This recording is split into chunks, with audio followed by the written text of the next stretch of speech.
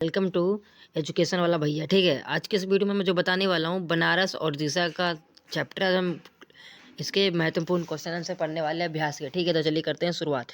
देखिए, पहला क्वेश्चन हमें क्या कहता है कि बनारस में बसंत आगमन कैसे होता है। ठीक है, तो बनारस का है, वहाँ पे बसंत आगमन कैसे होता है, उसका क्या प्रभाव शहर पर पड़ता है, मतलब कि जो उसका प्रभाव है क्या इस प्रभाव इस शहर पे पड़ता है। तो आपको आंसर में लेकिन क्या करना है, देखिए इसका आंसर क्या कह रहा है।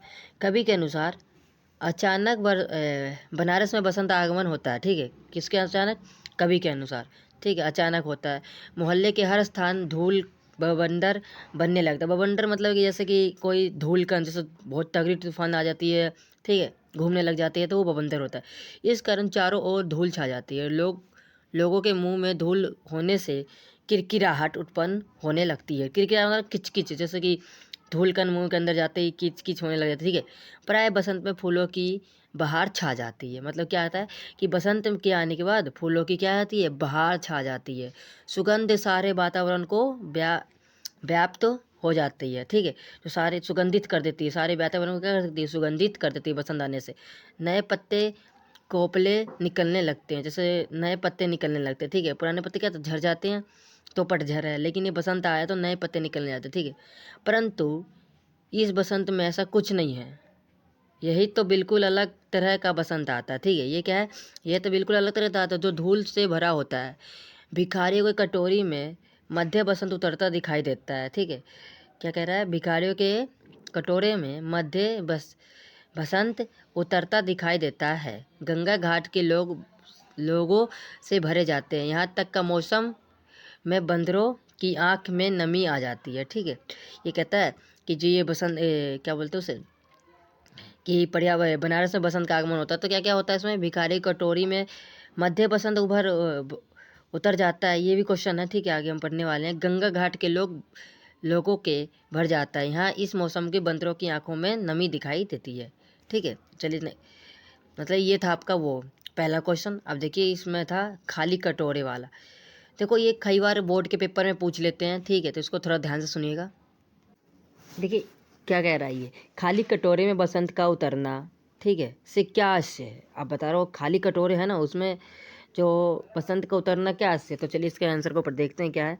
खाली कटोरे में बसंत का उतरना, आशय यह है कि भिखारी को भीख मिलने लगी। मतलब कि जैसे कि बसंत को उतरने क्या होता है कि लोग मंदिर जाते हैं पर जड़ तो क्या होता है, भिखारी को भीख मिलने लगी। इससे पहले उन्हें भीख नहीं नसीब नहीं हो रही थी। ठीक है, जो गंगा घाटी था, बसंत आने पर जो अस्थिया को बहाने के लिए पूर्वजों को लेके जो आते हैं, मतलब कि अस्थिया को बहाने के लिए, तो उन्हें क्या करते, थोड़े बहुत दान पुण्य कर देते हैं। ठीक है, गंगा के घाटों में भिखारी भिक्षा, ठीक है, क्या भिखारी भिक्षा की उम्मीद पर आंखों बिछाए बैठे हुए, लेकिन उनके भिक्षा पात्र खाली थे। अचानक घाट पर भीड़ लगने लगी। देखो क्या कह रहा है, बसंत आते क्या लगने लगी, भीड़ लगने लगी, और उन्हें भिक्षा दे रहे। भिक्षा मिलने के उनके खाने पीने की संबंधित चिंता कुछ समय के लिए समाप्त हो गई। किसकी, खाली भिखारियों की। ठीक है, और उनके मुख पर प्रसन्नता दिखाई देने लगी। अतः कभी स्थिति को खाली कटोरे में बसंत को उतारना कहता है। ठीक है, मतलब कि क्या होता मतलब कि क्या होता है कि जो भिखारी है वो पूरी, मतलब कि बसंत से पहले क्या करते हैं, मंदिर की वहाँ पे क्या बनारस के जो घाट है वहाँ बैठे रहते हैं, लेकिन वो कोई मिलता नहीं है। लेकिन क्या होता है कि बसंत आने से क्या होता है, वहाँ भीड़ उमड़ आती है। अब भीड़ उमड़ आती है तो भाई कोई देंगे कोई नहीं देंगे, बहुत सारे देने वाले हैं, बहुत सारे दान पुण्य करते हैं भाई हमारे भारत में। तो ठीक है, तो चलिए ये था हमारा ये क्वेश्चन, खाली कटोरे से आपका क्या उतरना। ठीक है, अब देखते हैं इसका थर्ड क्वेश्चन। थर्ड क्या कह रहा है, ये अभ्यास के क्वेश्चन है, ये बहुत इंपॉर्टेंट है, पूछे भी जाते हैं कई बार। ठीक है, तो क्या कह रहा है, बनारस की पूर्णता और रिक्तता को कवि ने किस प्रकार दिखाया। जो बनारस की पूर्णता है और रिक्तता को कवि ने किस प्रकार दिखाया। तो देखिए इसका आंसर क्या कह रहा है, कवि क्या कहता है, मैं कवि बनारस की पूर्णता को उसके उल्लास भरे दिन को दर्शाता है। मतलब क्या कहता है, कवि पूर्णता को क्या करता है, जो उसके उल्लास भरे दिन थे उसको दर्शाता है। उसके अनुसार यह शहर हर स्थिति को प्रसन्न रहता है। क्या कहता है, उसके अनुसार यह शहर हर स्थिति में क्या होता है, प्रसन्न रहता है, खुश रहता है। ठीक है, यहाँ हर दिन तकलीफ़ों तथा कठिनाइयों के बाद भी उल्लास और आनंद से भरपूर होता है।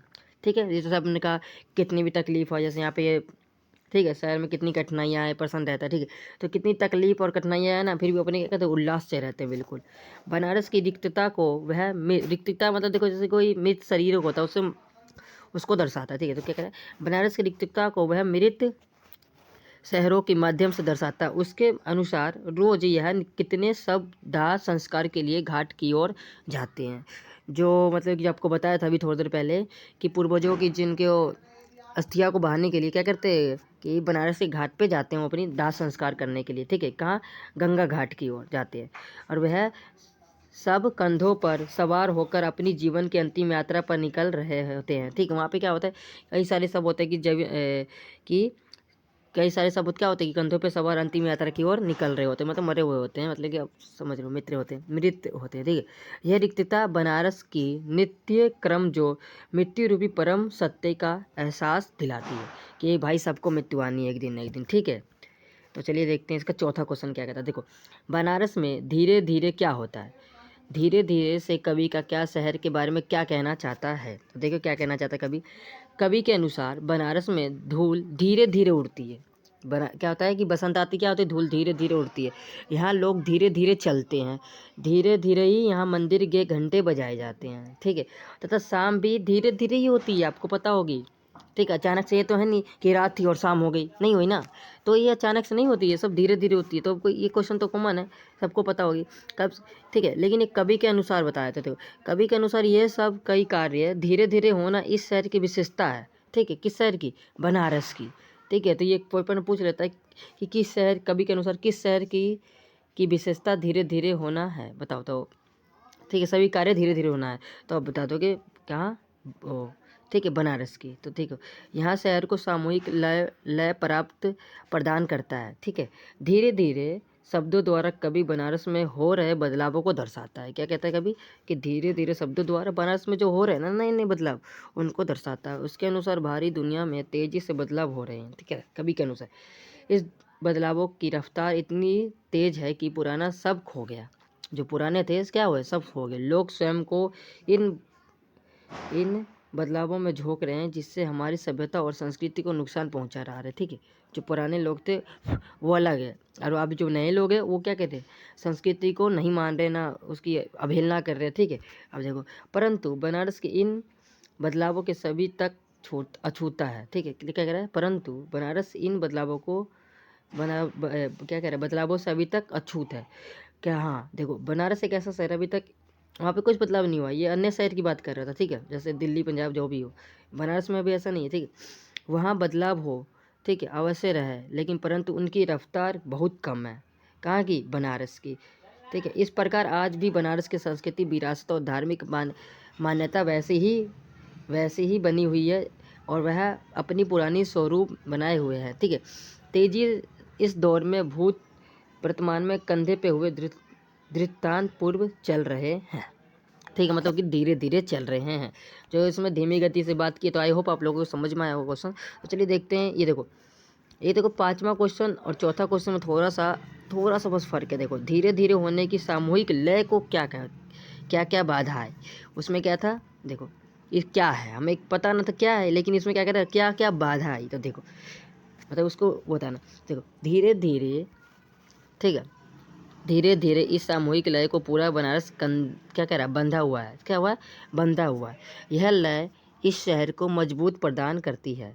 क्या हमसे धीरे धीरे जो चलती है, धीरे धीरे अचानक से कोई भी चीज़ करते हैं तो हमारा गलती होता है या फिर कुछ नुकसान ही होता है, ठीक है। धीरे धीरे किसी काम को सीखने में, कोई भी काम हम अचानक से सीख भी नहीं सकते, ठीक है, तो वो थोड़ा होता है, ठीक है। धीरे धीरे सामूहिक लय में यह बदलाव नहीं हुए, और चीज़ें प्राचीन काल में जहाँ विद्वान थी वही स्थिति है। गंगा घाटों पर बंदी नाव, देखो जो नैया, ठीक है, जैसे नैया बोलते थे, आज भी वहाँ बंदी रहती है, जहाँ सदियों से बंदी चली आ रही है, बस जहाँ से मतलब सदियों से बंदी चली आ रही है नाव वहीं अभी भी बनती है, ठीक है, उसका जगह चेंज नहीं हुआ।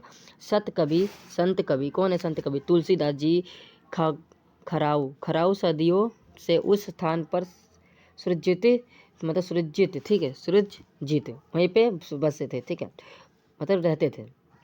भाव उस यह है कि धीरे धीरे सामूहिक लय के कारण शहर बाधा नहीं बल्कि इस कारण मजबूत हो गया, ठीक है। जैसे धीरे धीरे उन्होंने कार्य करा, अचानक से कुछ नहीं करा तो क्या हुआ, शहर मजबूत हो गया। अपने आसपास हो रहे बदलाव को शहर अछूत है, मतलब अपने आसपास घना बहुत ज़्यादा अचानक से ज़्यादा बहुत जल्दी बदलाव आ गया। ठीक है, यह प्राचीन परंपराओं, सांस्कृतिक मान्यता, धार्मिक अवस्था और ऐतिहासिक विरासत जैसी वैसी ही है जैसे वो हमने पढ़ा था सेकंड 5वें क्वेश्चन में। ठीक है, चौथे क्वेश्चन में ऐसे ही।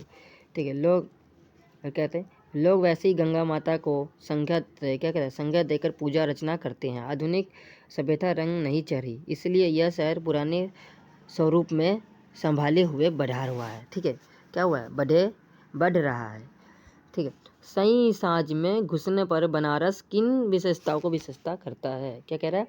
सही साँझ में घुसने पर, मतलब सही मतलब कि शाम के समय, ठीक है, वो क्या था, शाम के समय ढलने पर बनारस की किन किन विशेषता को क्या करता है, वो बताता है। तो देखो कवि के अनुसार तो भाई बता रहा हूँ, निम्नलिखित है। जैसे बता देखो, यह मंदिरों में हो रही आरती के कारण वातावरण आलोकित हो रहता है। ठीक है, क्या कह रहा है? वो शाम के समय जब दिन ढलने लगता है तो इसमें देखो क्या कह रहा है, सही साँझ में घुसने पर, मतलब सही साँझ मतलब शाम के समय दिन ढलने पर। ठीक है, जैसे शाम के समय धीरे धीरे क्या होता है कि साँझ में घुसने लग जाता है। ठीक है, तो सही साँझ घुसने पर बनारस की किन विशेषता का, तो देखो पहले कहते हैं मंदिरों की आरती सुनाई, आरती घंटी वातावरण में आलोचना हो रहा था। ठीक है, आरती के आलोचन बनारस की शहर सुंदरता अतुल्य हो जाती है।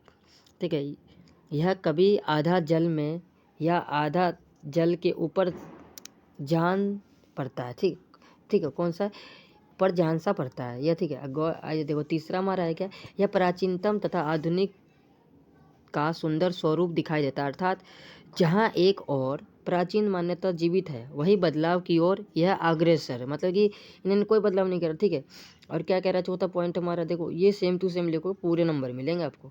गंगा घाट की ओर कहीं पूजा का शोर तो सही, कहीं शवों का दाह संस्कार होता है। ठीक है, क्या ठीक है, ये शाम को जो हमें जीवन के कड़वे सत्य को दर्शाता है। ठीक है, उसके बाद हमारा आता है कि बनारस शहर के लिए जो मानवीय क्रिया इस कविता में आई उसका क्या करना है, बेनाथ स्पष्ट कीजिए। तो देखो जो मानव के लिए आई, ठीक है, तो इसमें क्या आया कि देखो कि पूरे शहर की किरकिराने की लगती है। ठीक है, क्या कहते हैं, इस माह में पुराने शहर की जीप किरकिराने लगती है। इसमें क्या होता है, व्यर्थ कि बनारस में धूल भरी आंधी चलने से शहर की गली मोहल्ले धूल से भरी नजर आ रही है, जिसके कारण पूरा शहर धूल में अट गया है। अपनी एक टांग पर खड़ा यह शहर अपनी दूसरी टांग से बिल्कुल बेखबर। ठीक है, इनमें से वैद्यनाथ की बनारस आत्मनिकता और इतनी रक्त है कि उसे बदलाव विषय में ज्ञान नहीं है। ठीक है, बनारस अब आधुनिक की तरफ अग्रसर है। ठीक है, वह आधुनिक क्या कह रहा है, वह बस आध्यात्मिक के रंग से रंगा हुआ है, दूसरे पक्ष में बिल्कुल अनजान खड़ा है। ठीक है, ये तुम्हारा था वो। अब देखो ये जो सौंदर्य है, ये क्या बोलते हैं, ठीक है, ये नेक्स्ट पार्ट में मैं करवाने वाला हूँ। ठीक है, तो इसे ये पूरे हैं, तो इसमें क्या है, ये ना पूरा नहीं है। ठीक है, तो ये जैसे शिल्प सौंदर्य इसके बारे में बताऊंगा धीरे धीरे होना, तो इसका क्या है कि वो आपको लिखना पड़ेगा। ठीक है, ये ऑप्शन व्याख्या करना है इसका। ठीक है, तो इसमें पूरा नहीं है पूर्ण रूप से। आई होप आप लोगों को समझ में आया होगा, तो चैनल को लाइक और सब्सक्राइब कर दे। इस चैनल पे हिंदी और 12th क्लास की हिंदी आर्ट्स वाले सभी सब्जेक्ट पढ़ाए जाएंगे। ठीक है, और उसके बाद जो है का मतलब कि छठी से लेके 7वीं तक, छठी 7वीं 8वीं 9वीं 10वीं 11वीं और 12वीं, ये सबका सिलेबस अब जल्दी से जल्द इस वीडियो पे आप रेगुलर वीडियो अपलोड होने वाले हैं। ठीक है, तो चलिए आप सब्सक्राइब कर ले। अगर आप लोगों को ये वीडियो समझ में आया हो, तो अगर आपको कोई पार्ट समझ में ना आया हो तो पीछे का आप पॉज करके देख सकते हो। ठीक है, चलिए।